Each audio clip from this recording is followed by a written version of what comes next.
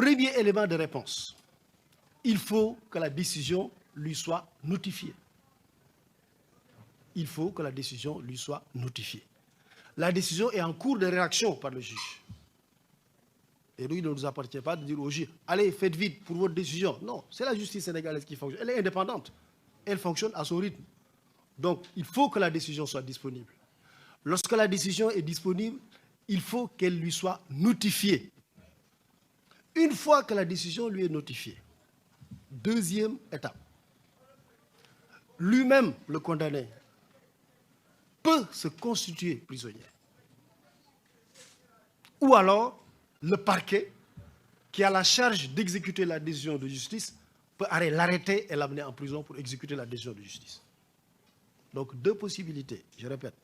Lui-même se constitue prisonnier, ou alors le parquet exécute la décision et va le prendre pour l'amener en prison.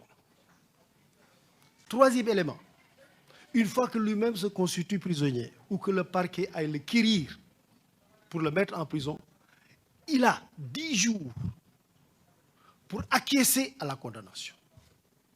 10 jours pour donc dire je suis d'accord avec la condamnation, ou alors contester la décision. Contester la décision en disant que je ne suis pas d'accord avec cette décision. Auquel cas, il peut être rejugé par la même juridiction, voire la même composition.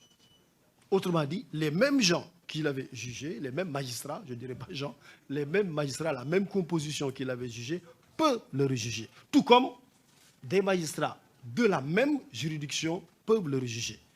Ce qu'il faut entendre ici, c'est que c'est une sorte d'opposition. Ce n'est pas l'appel, ce n'est pas la cour d'appel, non, c'est la même juridiction qui le rejuge.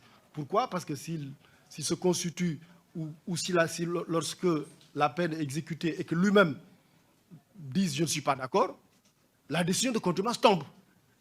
Et lorsque la décision de contumace tombe, il est rejugé. Et lorsqu'il est rejugé, évidemment, il peut y avoir une confirmation du premier jugement ou une infirmation du premier jugement. Donc voilà juste, Monsieur le Premier ministre, les quelques éléments de réponse que je voulais donner à la question de savoir pourquoi il n'a pas encore fait l'objet d'arrestation. Je vous remercie. Je vous remercie.